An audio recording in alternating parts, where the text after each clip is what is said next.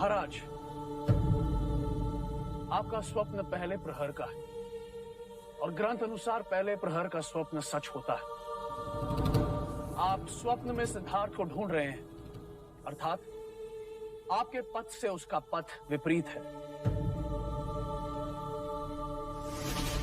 दूजा, आपने सिद्धार्थ को समाधि में देखा, अर्थात वो शांति के पथ पर चलेगा। शरीर पर मिट्टी और पौधे, अर्थात उसने समाधि कई दिनों से लगाई होगी। उसने गेरुए रंग के कपड़े पहने हैं, अर्थात उसकी विचारधारा मुनि और योगी की भांति होगी।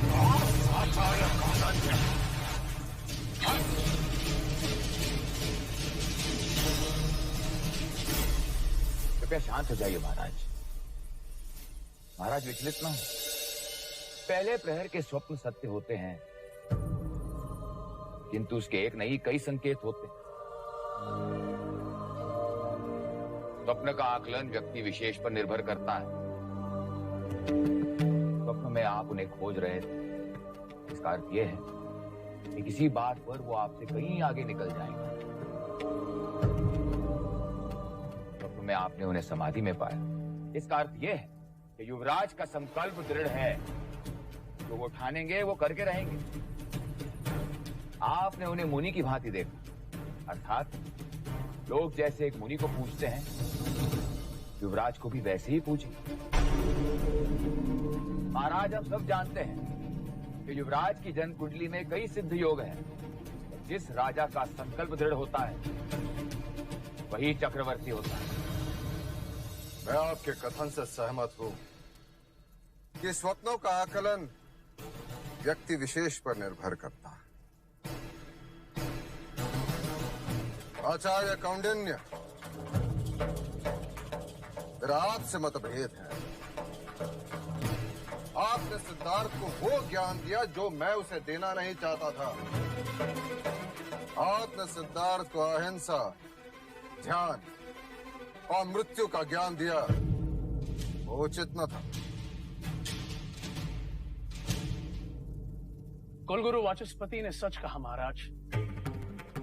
आकलन व्यक्ति विशेष पर निर्भर करता है। जो बालक 8 वर्ष की आयु में सारे शास्त्र कंठस्थ कर लेता हो, उससे क्या छुपेगा। महाराज, वेदों और शास्त्रों में जगह जगह पर जीवन, मरण, मोक्ष, मुक्ति का उल्लेख है। केवल इन उल्लेखों और उपदेशों से कोई सन्यासी नहीं बन जाएगा। अब तक शमशान वैराग्य की भावना उनमें नहीं हुई, क्योंकि उन्होंने अब तक किसी भी मनुष्य की अथवा अपने स्वजन की मृत्यु नहीं देखी।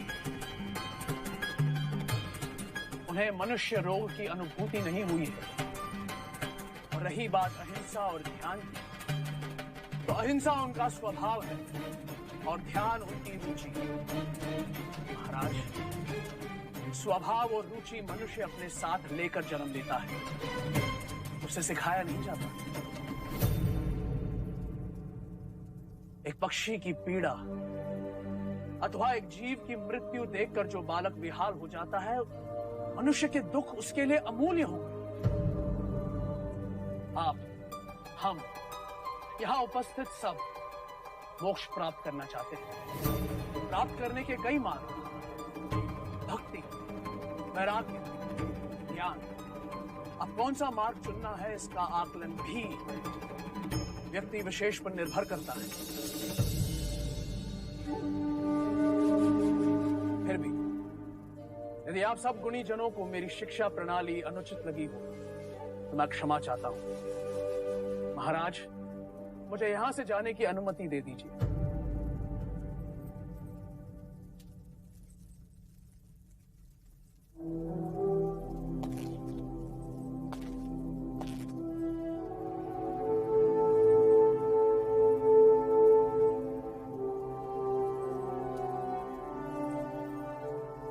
आचार्य कौंडिन्य, कृपा करके दक्षिणा स्वीकार कर।